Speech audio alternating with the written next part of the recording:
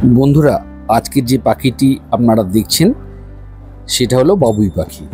এই বাবুই পাখি তাল গাছ, নারকেল গাছ এবং খেজুর গাছে নিপুণভাবে বাসা তৈরি করে থাকে এই বাবুই পাখি। এই বাসা তৈরি করার জন্য পুরুষ পাখি কিন্তু একমাত্র এগিয়ে আসে এই বাসা তৈরি করতে।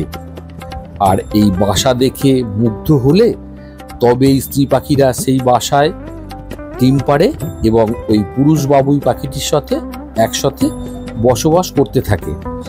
এই বাবুই পাখি, যে পুরুষ বাবুই পাখিটি, সে সাধারণত যেমন খেজুর গাছ এবং অন্যান্য যেসব বাবলা গাছ, এসব গাছের যে আঁশ, সেসব গাছের আঁশ তুলে নিয়ে আসে এবং নিপুণভাবে তাল গাছে তাদের বাসা তৈরি করে থাকে। আজকে পাশাপাশি যে বাসা দুটো আমরা দেখতে পাচ্ছি, দেখুন অভিনব ব্যাপার। বাবুই পাখি অর্থাৎ পুরুষ বাবুই পাখি কিন্তু এখানে একটাই। প্রথমে আমরা দেখলাম যে এই যে পুরুষ বাবুই পাখিটি এবং ভেতরে থাকা যে স্ত্রী বাবুই পাখিটি, তারা দুজনা মিলে কিন্তু বাসাটি তৈরি করছে। পুরুষ বাবুই পাখিটি বাসার ওপরে এবং বাসার ভেতরে হলো স্ত্রী বাবুই পাখিটি।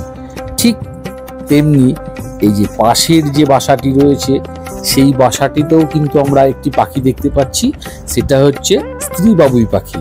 পাশাপাশি দুটো বাসায় কিন্তু এই পুরুষ বাবুই পাখিটি কিন্তু তত্ত্বাবধানে রয়েছে এবং সে কিন্তু দুটো বাসাই নিজে তৈরি করছে।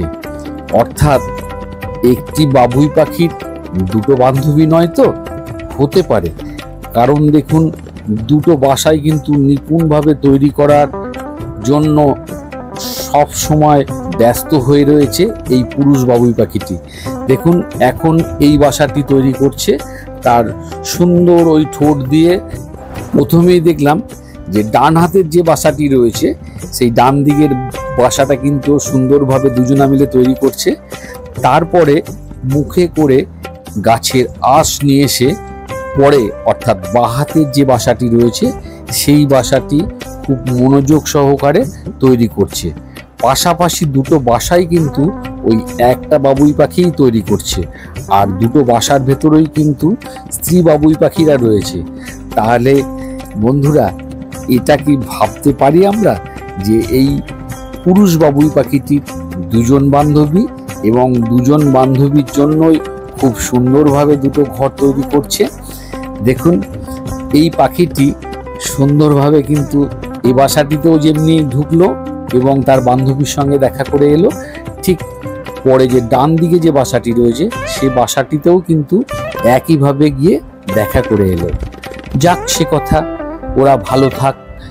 তবে একটা কথা বলি, এই যে বাবুই পাখি, এই বাবুই পাখি তারা সংসার ধর্ম যখন শুরু করে, তারপরেই তারা ডিম পাড়ে। আর এই ডিম দুজনা মিলে পালা করে কিন্তু তা দিয়ে থাকে।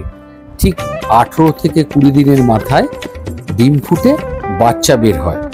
তারপরে তারা দুজনেই কিন্তু এই বাচ্চার লালন পালনের দায়িত্ব নেয় এবং বাইরে থেকে খাবার নিয়ে এসে তারা বাচ্চাকে খাওয়ায়। সাধারণত 1 থেকে 2টি বাচ্চাই দেখতে পাওয়া যায়। এই বাসাগুলো এমন সুন্দরভাবে নিপুণভাবে তৈরি করে যে চট করে শত্রুরা বুঝতে পারে না যে অরিজিনাল বাসার মুখ কোনটি। তাই তো তারা কনফিউজ হয়ে যায়। ঠিক যে জায়গাটা দিয়ে ঢুকতে পারবে না, ঠিক তারই ভেতরে এমন একটি কোঠর তৈরি করে যেখানে কিন্তু এই বাবুই পাখি সাধারণত ডিম পেড়ে থাকে।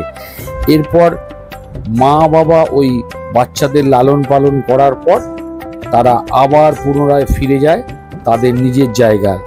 এই বাসা কিন্তু প্রত্যেক বছরই এরা তৈরি করে। বর্ষাকালে কিন্তু এই বাসাগুলো অনেকটাই ঝড়ে ভেঙে যায়। এই বাসায় কিন্তু সারা বছর বাবুই পাখিকে দেখতে পাওয়া যায় না।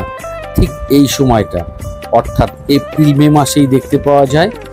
বিভিন্ন রকম গাছ, অর্থাৎ তাল, তারপরে হচ্ছে খেজুর এবং নারকেল, এইসব গাছেই এই বাবুই পাখি বাসা করে থাকে। দেখুন সুন্দরভাবে বাসাটি তৈরি করছে এবং মনোযোগ সহকারে দুটো বাসাই দায়িত্ব সহকারে তৈরি করছে। ঠিক আছে বন্ধুরা, মন দিয়ে দেখুন।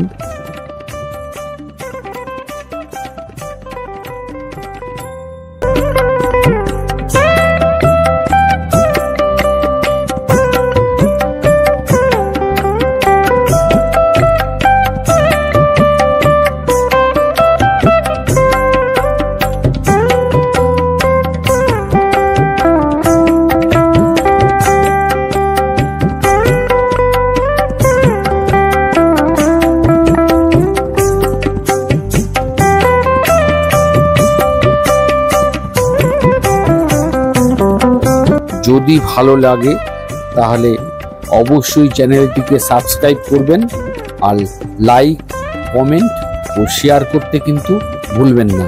নমস্কার বন্ধুরা।